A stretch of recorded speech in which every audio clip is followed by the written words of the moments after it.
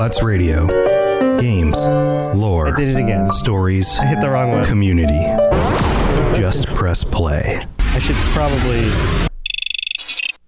probably change the buttons. Oh well. That's a Pip-Boy. All right, here we go. Let's do it for real. Oh, what are you doing? I'll tell you what you're doing. You're listening to the Elder Scrolls Lorecast. Either you are, or I'll be skipping rope with your entrails. Ta-ta. This podcast is brought to you by our patrons at patreon.com/Elder Scrolls Lorecast. Robots Radio. Games, lore, stories, community. Just press play.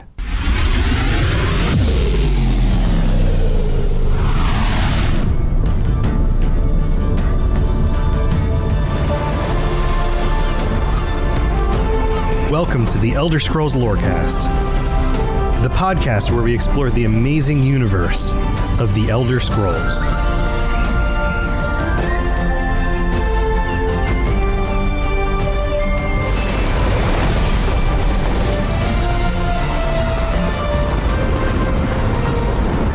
Adventurers, welcome to the Elder Scrolls Lorecast. This is your host, Tom.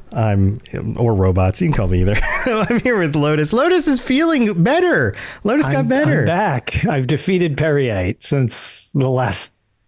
Man, it's been several shows. Thanks for everybody who sent me nice messages and stuff like that.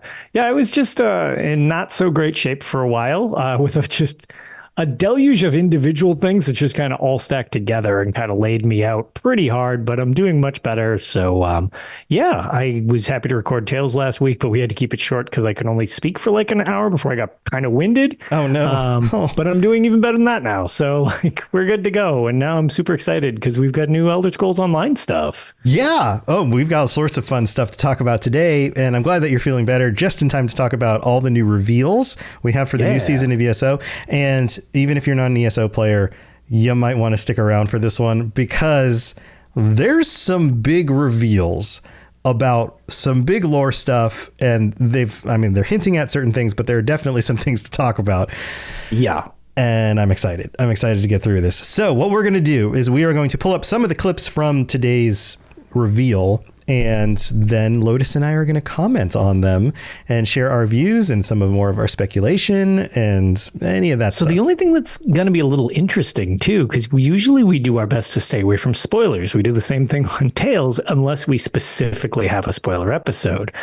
Unless you plan on just literally not looking at commercials. Right. They just dropped the ending of the last chapter without context.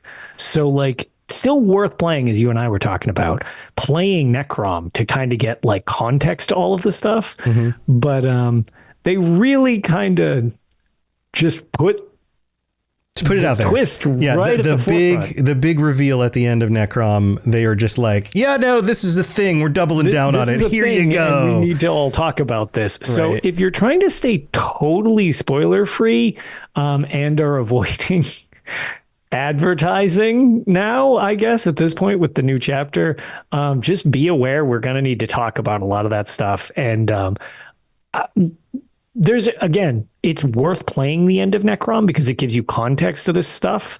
But at the same time, it's the twist is out there now. It's not as much of a shock to me. Like when I first played it, I was like, I'm sorry, what just happened? Right. Right. Wait, what was it's more common knowledge now as part of it. So yeah. All right. So here's what I'm gonna do. I'm gonna play the little trailer bit that they played. There's not a whole lot of dialogue in it, so I'm going to explain for our audio audience what's happening on the screen.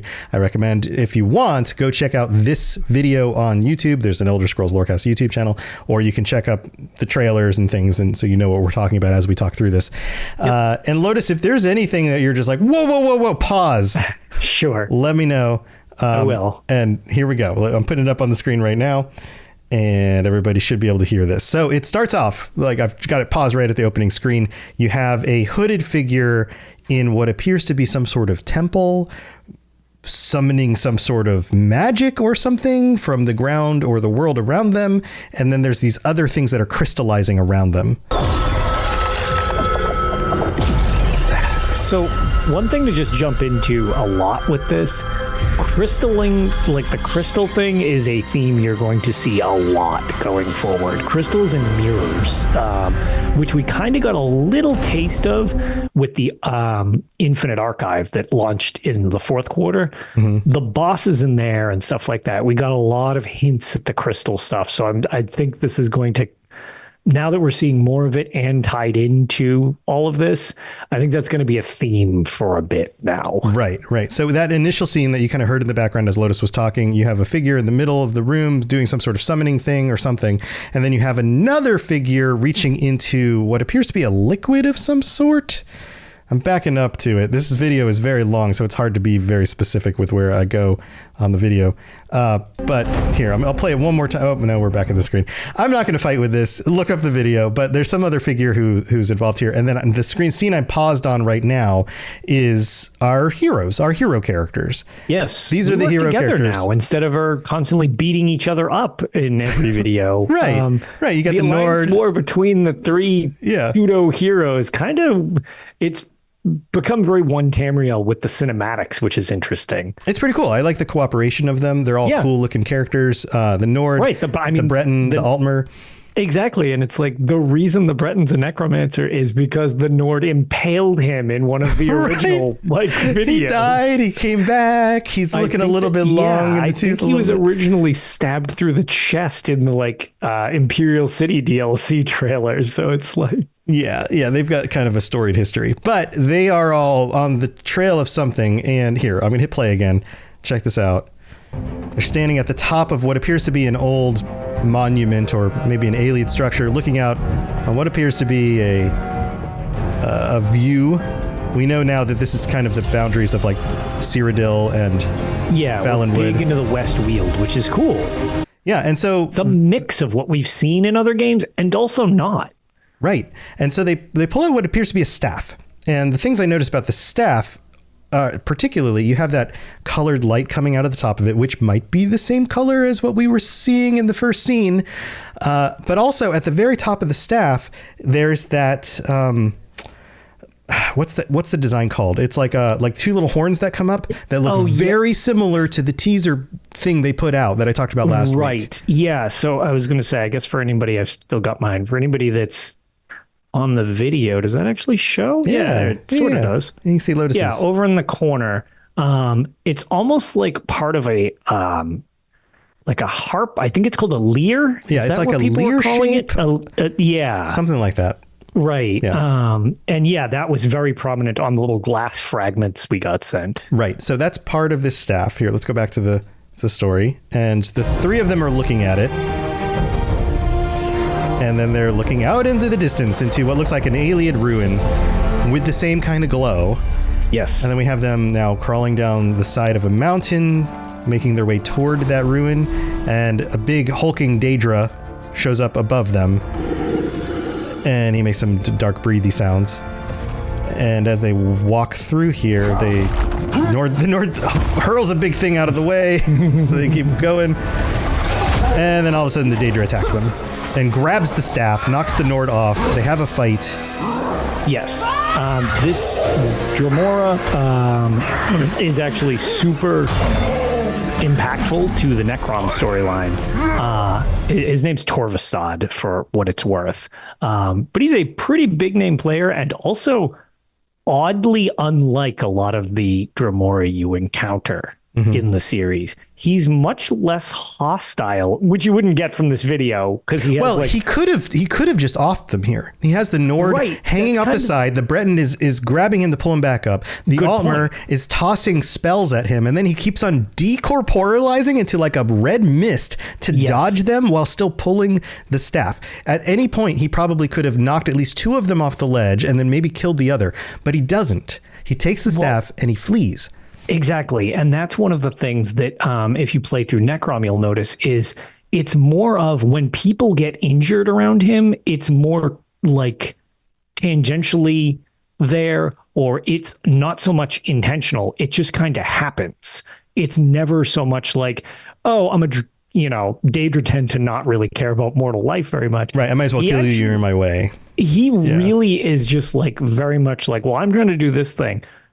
No, just literally don't get in my way and we'll be fine. No big deal. No, you're hurt. Well, all right, here's a Band-Aid, but like, get out of my way, please. Like, which is weird and very unlike a lot of Dremora. Right.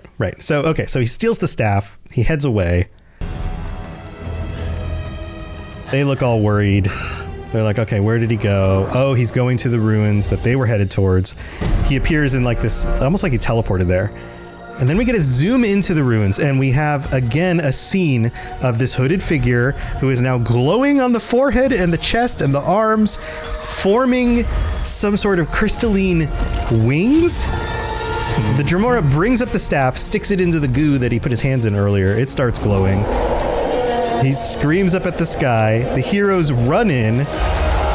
The woman who was in the... let's pause here. The woman, we find out that the person in the hood seems to be a female character who is now rising up with these crystalline reflective materials, and all of this power is now coming around her, almost like the staff helped finish off whatever enchantment she was doing, right? And she rises up into the air.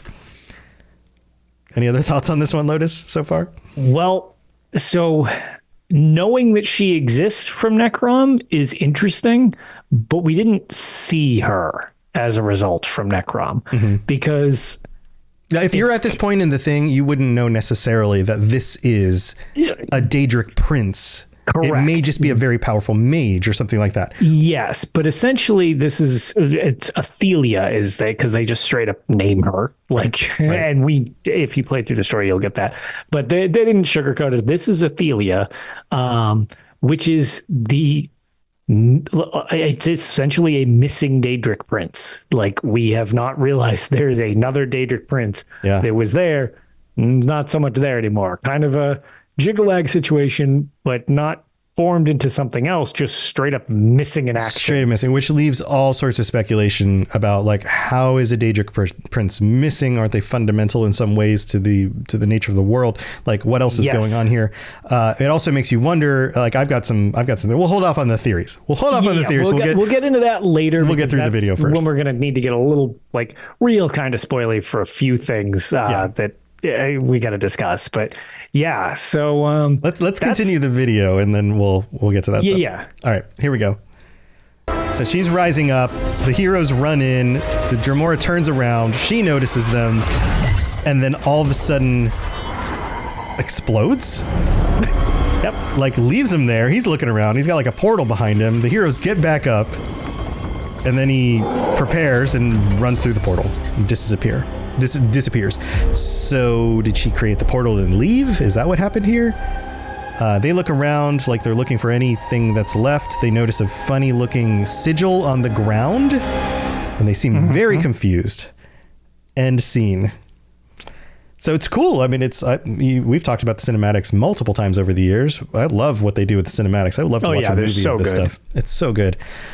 So that's what we get. And we come to find out, like Lotus mentioned, that this is a Daedric Prince, somebody we've never heard of before, absolutely brand new to Elder Scrolls. And we're going to have a lot of things to learn about her because we don't know a whole lot at all. Like, what's her dominion? What is she like?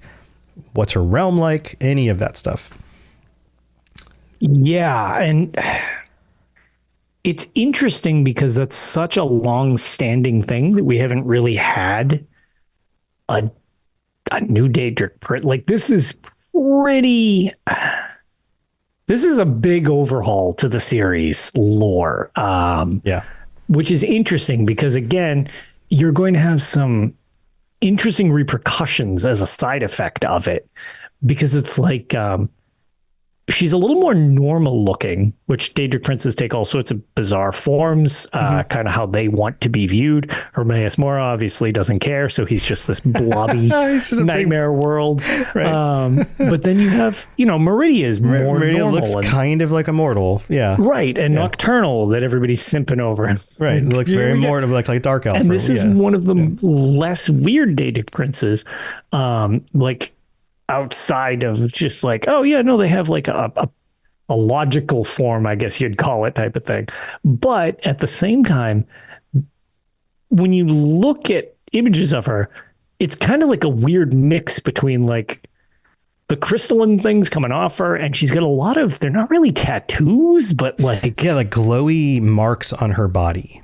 right. Maybe that's the best way to say it. Which is pretty weird looking. Yeah, I'm trying to get to a scene of her in the thing because it's so long. I want to get back to that picture, but oh, here we go. I'll put this up on the screen.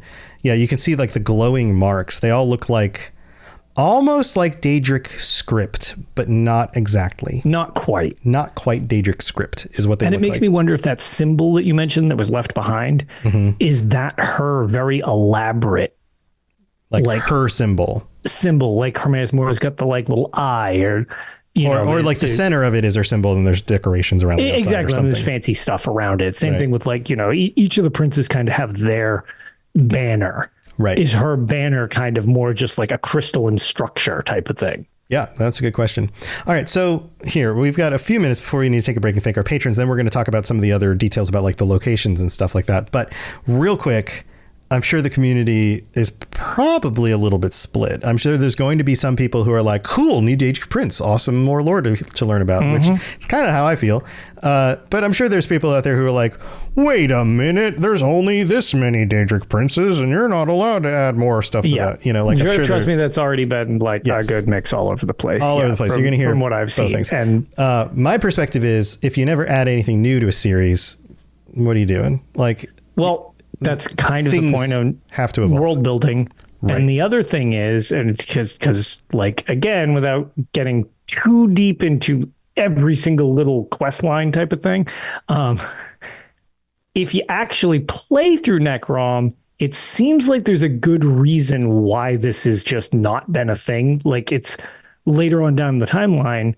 One of the things is somebody that I saw was just like, oh, well, why, well, how would nobody ever know about this? And I was like, you didn't play Necrom. And they're like, no, I don't really play Elder Scrolls Online. I was like, it shows. Like, you don't know. Right. It objectively explains that in Necrom. So that's why I know you didn't play Necrom. Like, it's part of the story why she's missing, like, and why nobody's heard of her. That's part of the thing. So, like, why don't we bridge that gap? What's the reason?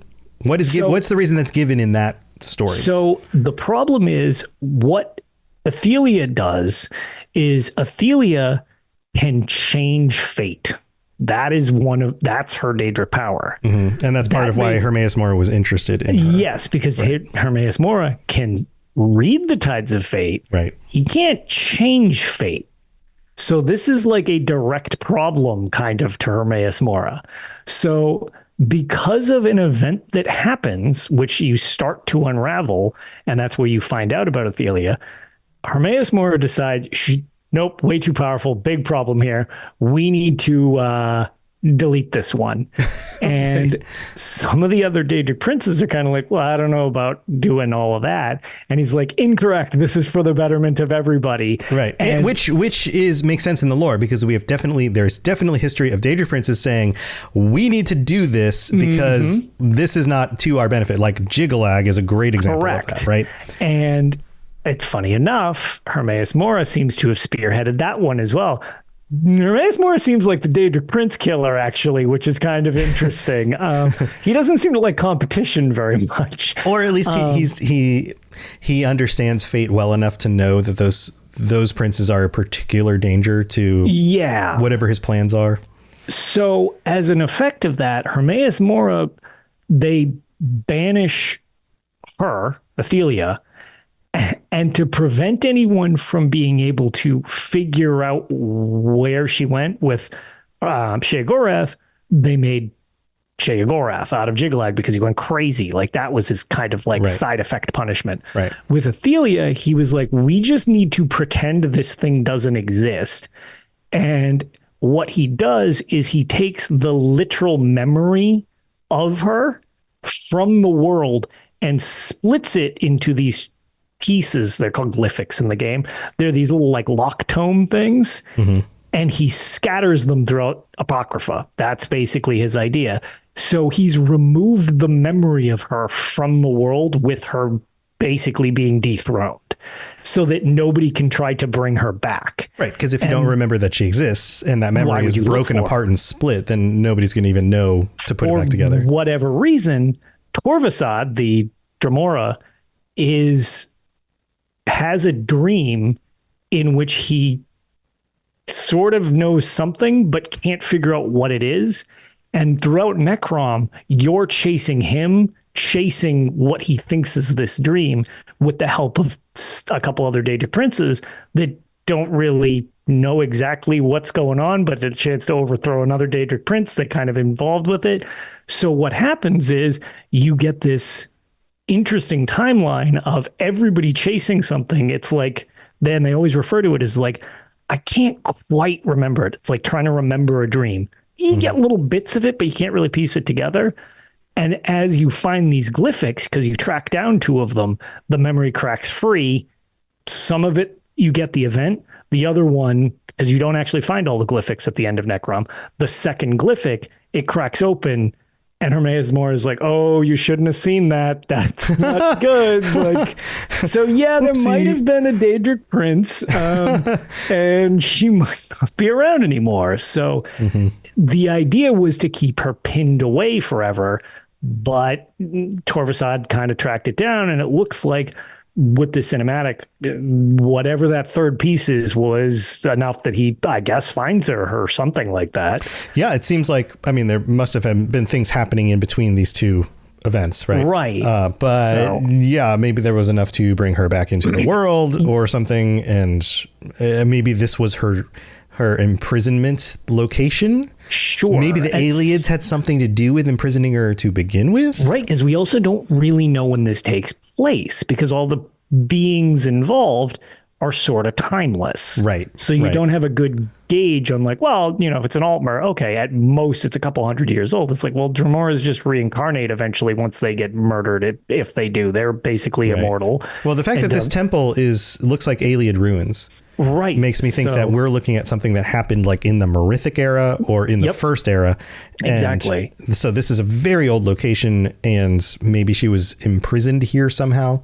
Mm-hmm. And so now she's not. Yeah, and that's just it. So like the idea of her not being remembered is part of the story. So I'm curious to see how that goes now that at least for one point, she seems like she's sort of back in the consciousness because she's there again. So I would imagine that after being imprisoned and ganged up on by the other Daedric princes, she's probably pretty pissed. Yeah, I can't imagine she's going to be very happy. Yeah. Gats in chat says they mentioned aliens. Yeah, they mentioned aliens. Yeah. They mentioned the specific location we'll get into after the break because we'll go into that stuff. But yeah, that aliens were absolutely mentioned in this. And so it kind of sets things up in a way where it makes sense. Now, I would imagine that this all results in at some point in the storyline, whether it's through the events of the storyline this year or the next few years, you eventually overcome her, re-imprison her, everyone forgets about her again, and that's why nobody knows about her during the times of like Morrowind, Oblivion, and Skyrim, right? Right. Like, same way that they filled in a lot during the Season of the Dragon with Elsewhere.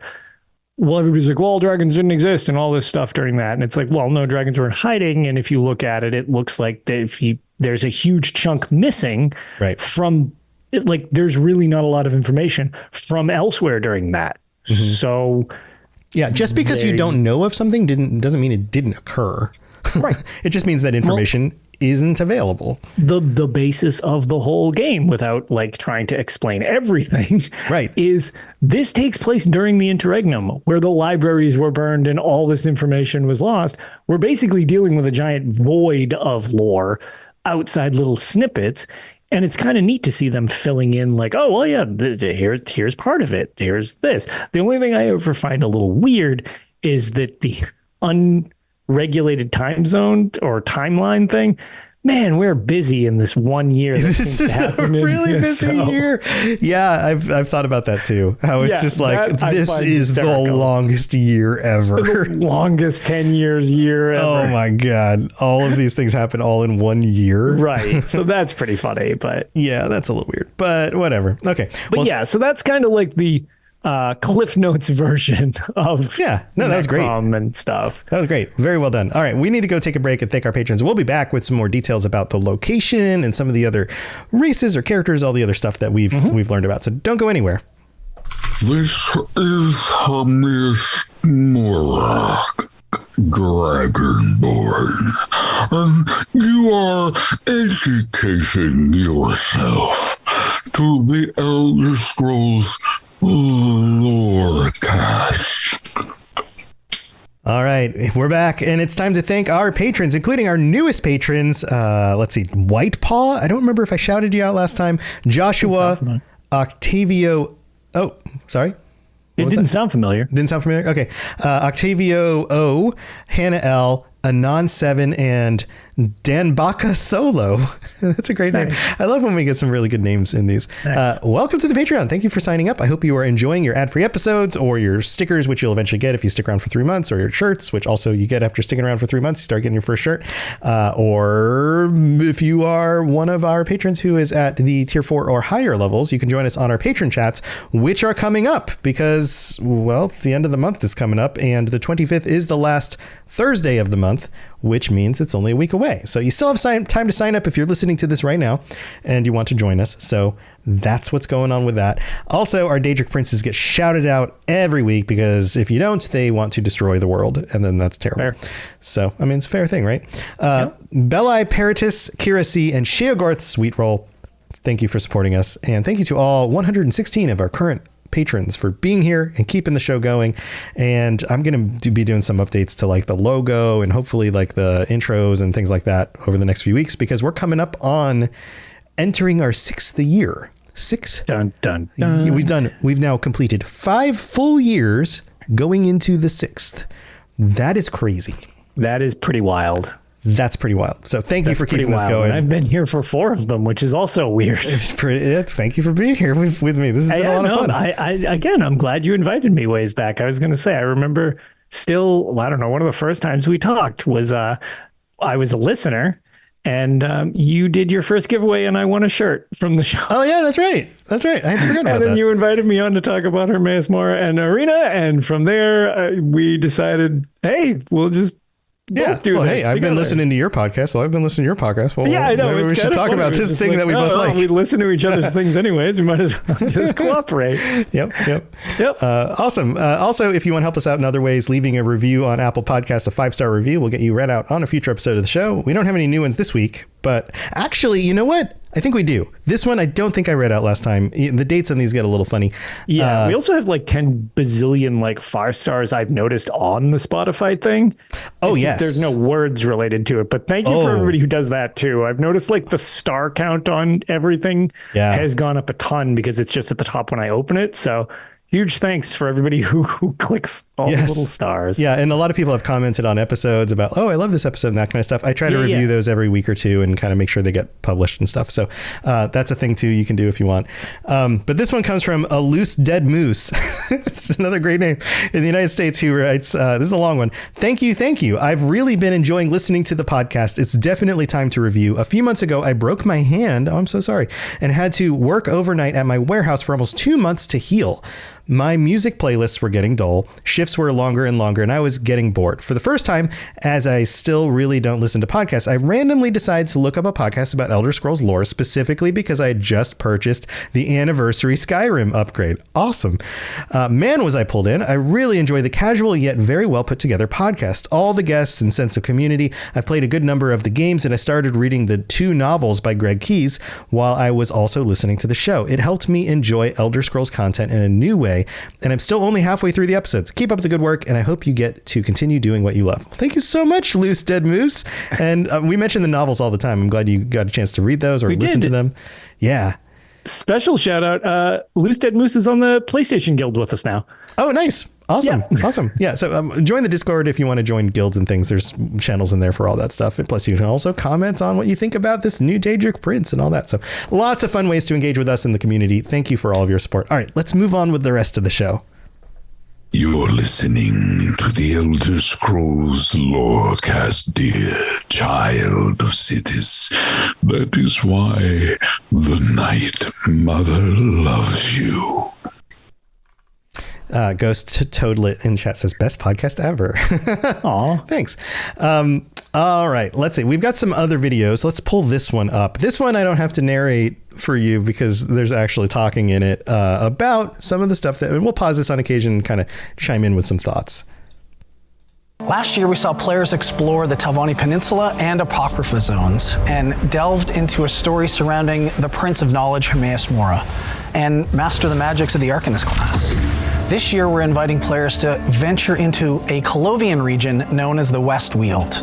And this region spans the western borders of Cyrodiil to the north and the eastern tip of Valenwood, and many Elder Scrolls players will probably recognize this location from Test 4 Oblivion.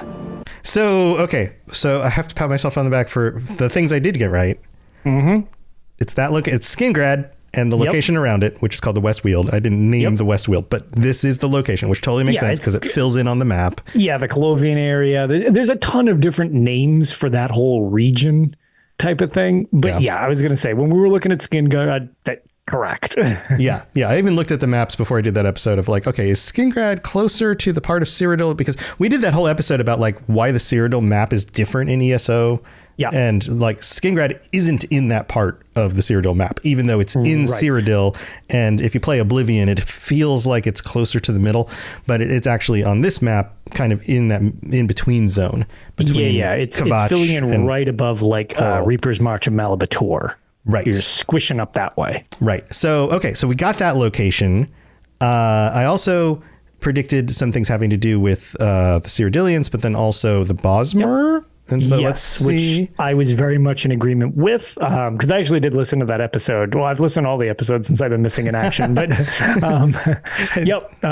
during our speculation thing, I actually totally agreed. I actually think I might have brought that up, that I kind of referenced a few things. Yep, I was totally on board. The Bosmer thing made sense, especially with like all the tree stuff on that little like teaser thing. Yeah.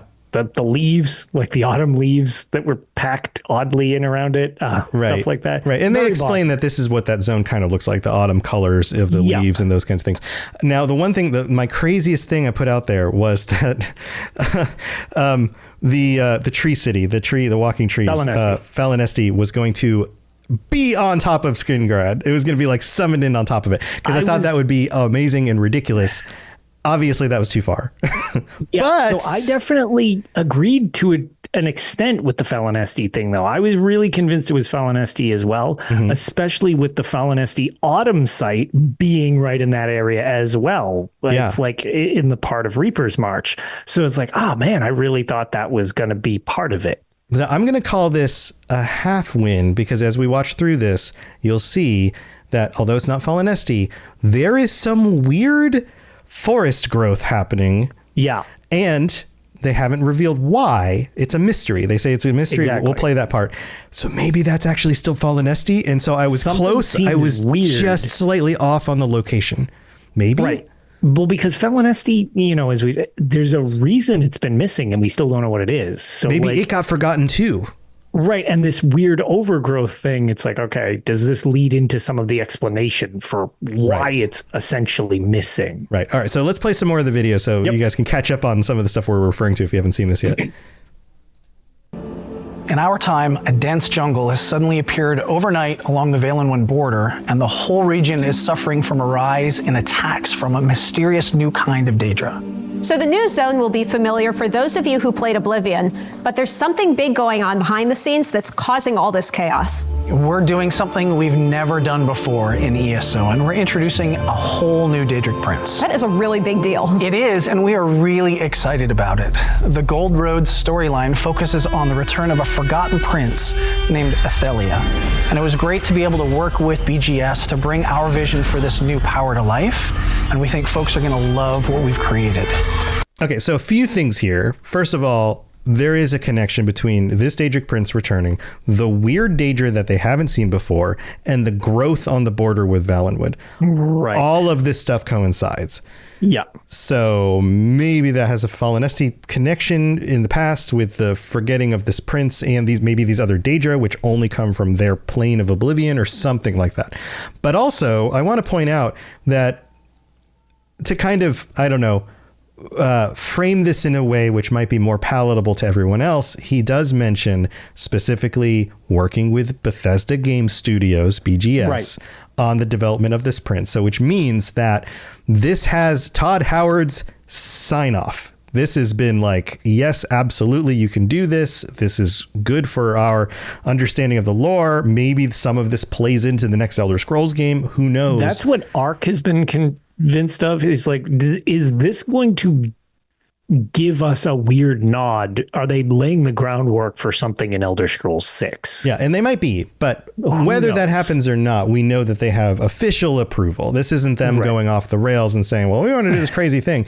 This is a like, yeah, no, this is cool. They've checked not only with their lore master, but the experts at Bethesda Game Studios, and have said, okay, yeah, this is good. We're going to go in this direction, which feels like a commitment for the whole entire series in some way. Yeah. So cool. All right, let's move on with the video. In last year's Necrom chapter, we dropped a major cliffhanger. Mysterious forces discovered the existence of this forgotten Daedric Prince, Athelia. In Gold Road, you'll discover that prince is now free, with dire consequences for all of Tamriel. I don't want to... Dire consequences for all of Tamriel. This is the best season of The Bachelor yet.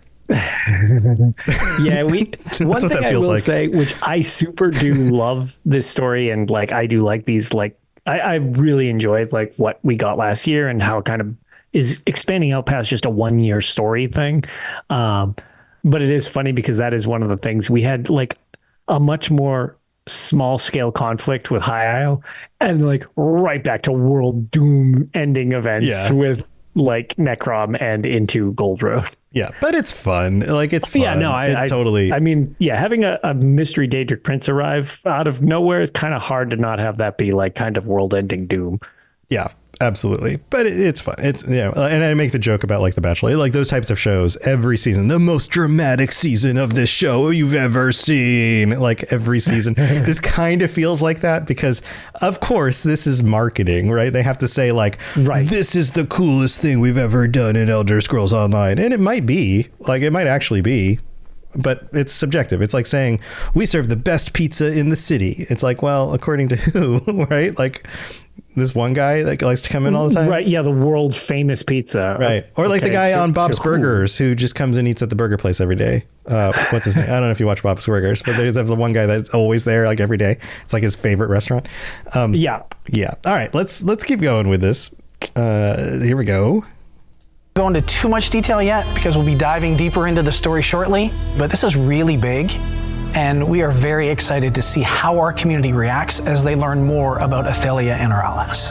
All right, so we have a new zone and a story about the return of a long-lost Daedric Prince, but there's something else arriving with the Gold Road chapter that Matt touched on that our players have been asking about for a long time, and that's scribing.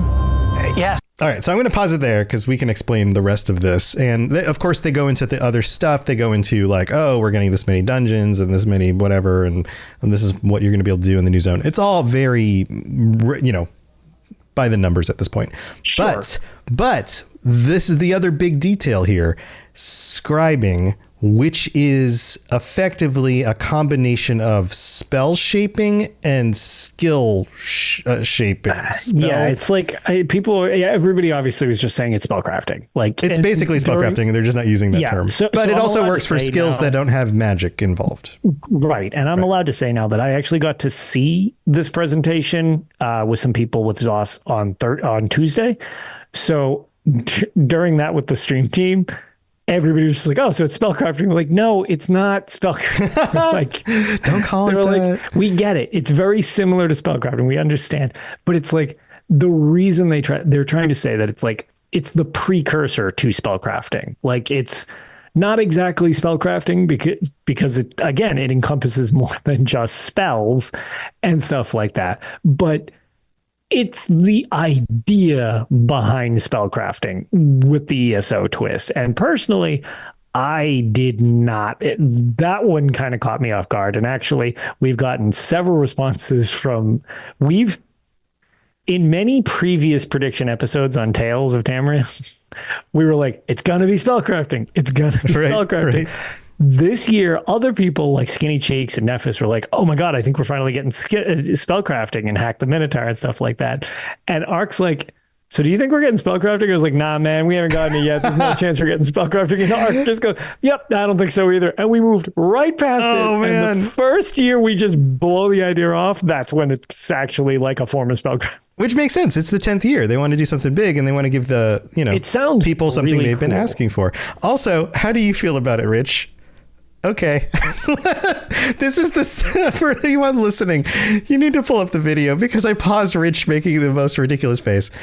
He seems like, okay, cool. Yeah, I'm cool with it. Cool, man. Yeah, it looks like that actually looks very similar to his response to me being like, so it's spellcrafting. Right. Well, yeah, kind of. But this is spellcrafting, Rich. Okay. so, and I do like the term scribing. I actually think that's kind of neat. Yeah, if it's kind of the other terminology they've been using for other things. It's like a it feels- learning thing. Like, oh yeah, you're taking notes, you're forming this stuff. Like, okay, I like that. Right. Whereas I've made my disdain for Infinite Archive from Endless Archive well known because I think that's a weird name. Right. Okay. So let's Infinite. let's get into the detail. Name for what we've got. Right. What is this though? What is scribing? It's So fundamentally it's like you take a skill and then you get other ways of adjusting and customizing the skill, right? Right. So if you play the old games, it's kind of like, so you've got this skill, which is your grimoire, and then you get all these little attachments essentially, which is sort of like if you think of It's almost like attachments on a gun in It's almost like Fallout, attachments on a right? gun. Like this one raises your DPS, you shoot faster. This one adds but this an one effect gives it to vampire. the bullets, or like, and this one gives it frost, but this Right. one makes it an AoE or whatever. Right. So you plug in whichever components you want onto this thing, and it will, I assume, modify its costs and channel time if it takes a while to cast because it's a mess, or is it like, do you have to find a target for it, or does it just work in an area? So you basically are Lego piecing all of these parts of skills together to make a tool set that you want to now use, which is kind of wild to think about. the And balance on this must be insane because there's already 7 classes with all of their skills, plus all the other skill lines, plus all of the weapons and armor that you can get, which just grows year after year after year. Yeah. And now on top of that, you'll be able to, I think there's like a primary, there's like a secondary, and there's like a tertiary. Tertiary, Right. And you choose all the different settings, and there's all the variabilities between any of those settings for any skill. The number of permutations of different builds is insane at this point. Yeah, it really is. One of the big things that they were saying is like they worked very hard for balance. Yeah. To not just have it Good go luck. completely off the rails,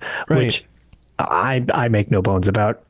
Let me just be overpowered. I don't care. Like whatever. Also, Let me do whatever I want. also That's with fine. that many permutations, how do you even like holy crap. Stuff is going to get by, even with testing. Like that's Right. just one of those things where it's like when bugs get through in Bethesda games, it's like, oh, why did this crash? It's like, well, because I didn't have a watermelon on this castle wall in the other 50 trillion gameplay. Yeah. Dave and I, on the StarCraft Lorecast episode that we did today, went over the new patch notes for Starfield because it's been I actually months. listened to that. Yeah, it's been months. And some of the patches are like, they fixed the weird glitches with the shadows in this kind of scene. Yeah. Okay, cool. And then some of them are things that are just so specific. Like Very if you specific. connect this module onto ship to this other module and then disconnect it and then reconnect it while a ship lands at the facility that you're currently at, then this glitch occurs. And it's like, then it deletes the service attendant. Like, right. And it's like, what? There's no way the testing team would have found that because it's so specific and so peculiar. But once you have millions of people play the game over the last 6 months, that stuff starts to show up because somebody's going to do that. Right. But this just adds so much. I feel like one of the big things, this adds a very, very, very strong single player Elder Scrolls feel. Where it's just very much you get to design your character to do all this weird stuff. I like that. I like that because and I think that's very cool. I hope they allow it to be adequately powerful as well and not have it well, we don't want it to be overpowered, so it's too toned down, because I love the idea of all of this. It sounds awesome. And as a little side thing to it, it's got cosmetic stuff that you can do with it, which people were losing their mind over. Right. You can change the way the effects look and the colors, or the like I'm going to drop a cloud of toxic smoke instead of this, crazy looking dangerous magic. Yeah, it's not embers anymore. Now it's poison gas or whatever. Which is super cool, because I had a poison build archer for a while, and I was using a bunch of skills that all procced venom and poison and those kinds of things. Sure. And even my outfit, like I specifically was using the outfit where you have got little poison vials on your waist and like going for the build, right? I know what you're talking about. Yeah, hazardous alchemy. Yeah. And I was like, oh, this is cool, and that's part of the fun. Like you're somebody who goes and plays all the end game content, so you do builds and stuff for that. But as somebody who more likely plays the story content and prefers kind of the open world stuff and is much more casual about my playing, I still enjoy the customizing of my characters, the building of alts and customizing You want them. to feel like the character you're building. Right. And one of my dilemmas is my main character. I've over the years have changed the build. I was like, oh, what if I turn them into a vampire? What if I go with this build? What if I get a bunch of money and I get this new gear and go with this build? And I've tried changing a few times, but pretty much for the last, I want to say 2 to 2.5 years, I've just used the same abilities. I've just used the same gear. Because they're just strong and they work. Because it's strong and it works. And on the few occasions that I decide to do something, a little bit more dangerous with a group or whatever, I'm still pulling good enough numbers. And this works for me. It works really well for just getting around the overworld and just decimating everybody in that stuff. So I don't need to change it. But there isn't a whole lot of customizing other than, well, maybe I don't want to use a bow anymore. Maybe I want to use spells, or like you can go that route. But with this, all of that is a very long way to say, with scribing, you can change out the little pieces in the way that those skills and abilities work while still keeping the main focus of your character. I don't have to get new armor or new weapons in order to do something different. I don't have to change the character at a very fundamental level and I'll start using a bunch of vampire skills or something like that. I can just customize the skills that I like and then play with them and be like, well, maybe I do more of this or maybe I do more of that. One thing that I think is really cool from my perspective of just, I like to explore the world and stuff, tracking down all this stuff is going to be super fun. Like I'm a big fan of that because you can explore and collect this stuff. And even though I'm not the biggest cosmetic person, it's whatever. I'm glad people like it and stuff like that. One big selling point was the fact that all of these things are supposed to have ways that you can get them in game. Yeah. Like you go and explore the world and that's how you collect this stuff. And that's part of the fun of an MMO is being able to go in the world and find all the things. And collect stuff. So it's like, that's just it. It's like between collecting your grimoires and then all your modifications to it through runes and tablets and all this stuff. And then it's like, oh, well, now I want it to look purple. So now I'm going to go exploring out and see if I can track that down. It's like, that gives you so much exploration around the world to track all these things down, which I think is really, really cool. Yes. So that all plays into it. And one of the last things I wanted to cover as we're getting close to the end of the episode is, how does this fit into the lore? Do you feel like this whole thing, like customizing your abilities, customizing your magic, makes sense from a lore perspective? So I do, because honestly, it's felt more weird that it isn't in the game to me than that it's being added. I actually really thought that they would have a much more mage focus more so if we ever got something like this. Because we were calling it magic. Spellcrafting, as opposed specifically to spellcrafting. Right, which is not really what it ended up being, because that's where I was. I was like, oh, well, when we get the College of Winterhold, we'll probably get spellcrafting. Yeah. Or last year with the Telvanni Peninsula, it's like, oh, okay, well, Telvanni mages, they're always learning stuff. So it's like having this get added. I'm curious kind of how we're going to be introduced to the system in game, but having the system in game makes total sense to me. It's actually been weird that it hasn't been part of the game, and it sort of was kind of weird that you couldn't really super do that in Skyrim. Yeah, it was in Oblivion and it was super breakable, and it was in Morrowind, it was even more breakable. Yes, and it was in Daggerfall and it was just nonsensically breakable. And it wasn't an arena because the arena was the bones of what was going to come. Sure. But it's like, it's consistently in the series. So the fact that it's being added to this totally makes sense to me. Like, just seems like it should be there. I agree. I also think that when we get, oftentimes in these games, in the series, when we get like, oh, this is a big bad guy, or this is a very powerful person who has mastered magic or whatever, they're always capable of doing things in interesting, unique ways. It's not just, oh, now I've got like the mega fireball spell that everybody can learn from the college, right? It's all about, oh, based on their deep learnings, they broke reality by spell crafting something that nobody's ever done before, right? There's a lot of that kind of thing going on. So it makes sense that like spells aren't just recipes where you follow the letter of the recipe. They're recipes in the sense that you go, well, what if I replace this component with this other component, and we'll see what happens with the spell now? Yeah, how like likely am I to explode? Right. Like, am I going to explode? Am I going to summon a bunch of imps into my kitchen? Yeah. Or am scamps. some scamps, like just like scamp kitchen, or just scamping it up. Or am I going to come up with like a new shield that, you know, breaks down anybody's ability to pierce me with arrows, you know, or whatever, right. You know, like it always feels like there was a crafting element to the designing of spells. And even something like how you wield your weapon is always particular to the individual. Sure, you got to learn the fundamentals of the way that you use martial arts or whatever. But then you make it yours. You make it yours. You go, oh, well, I do more of this kind of thing because I'm more comfortable, or I find it's more effective, or whatever, right? So being able to customize that stuff makes a lot of sense. Like I said, I'm just very curious to see how it will be introduced to us, like as a system, because there's always a way to introduce it, especially when it's new. So it's like, I'm just curious what will be the story around introducing this to us. Because I think that actually could be pretty interesting, honestly. Yeah. Yeah. We'll have to see. There's a lot of stuff that, I mean, they've hinted at a lot of things. Clearly they didn't reveal everything. Yeah. And there's more coming. We know, like they only told us, you know, the first 2 quarters with some information.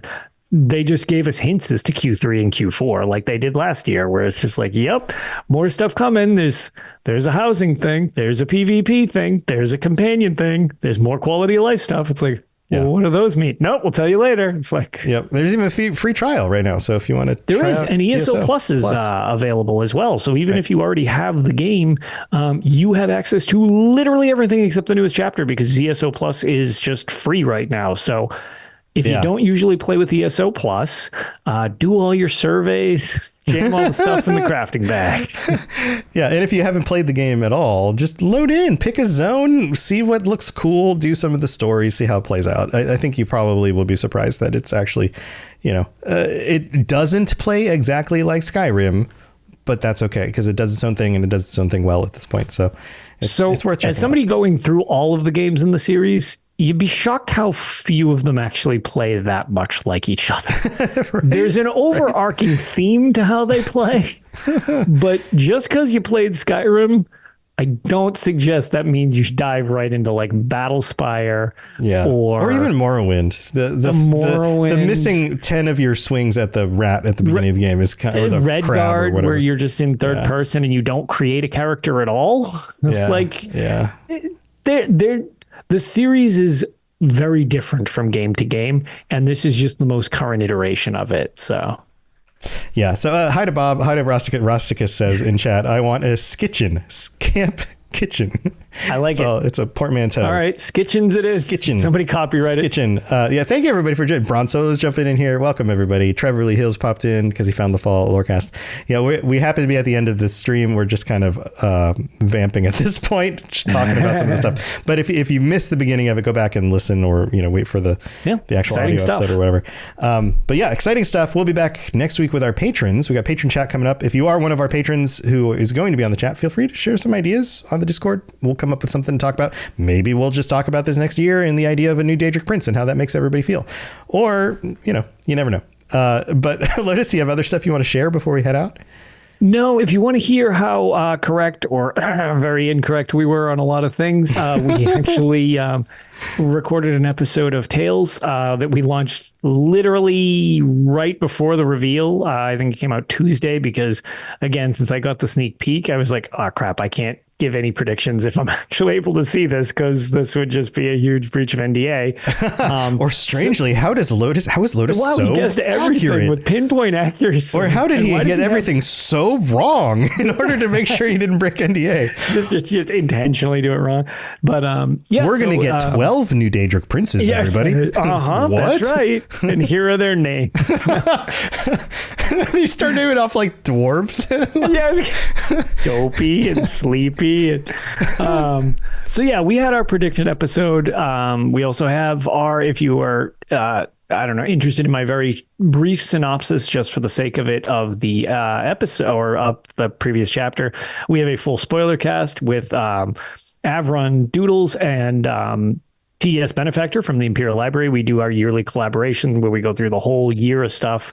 So that's really what I've been doing. Otherwise, I have just been recovering so that I feel better. And things are on the mend. So hopefully I can actually get back to doing stuff, as my surprise streams that I had planned for the break where I could finish Daggerfall didn't work when I couldn't not cough for 4 seconds. Yeah, I can't imagine. So hopefully I'll be able to do that and we can finish up Daggerfall soon. But I'm just very excited for all the new stuff.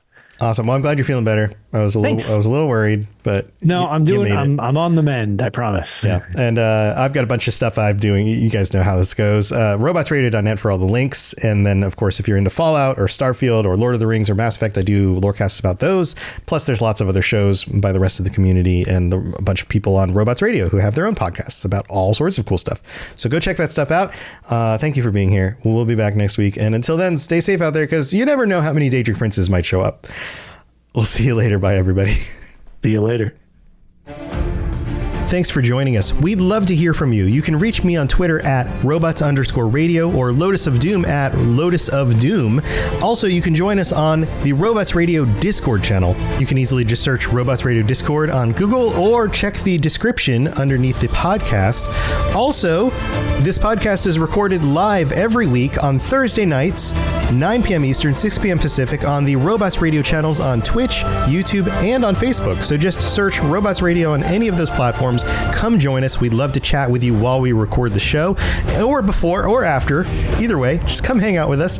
And if you're looking for more information about my shows and the shows on the Robots Radio Network, go to robotsradio.net for all the information about all the shows on the network, including the Robots Radio Rocket Club, where I help both new and existing podcasters to grow their shows, build their audiences, and create the best podcast they possibly can. All of that at robotsradio.net. We'll see you next time.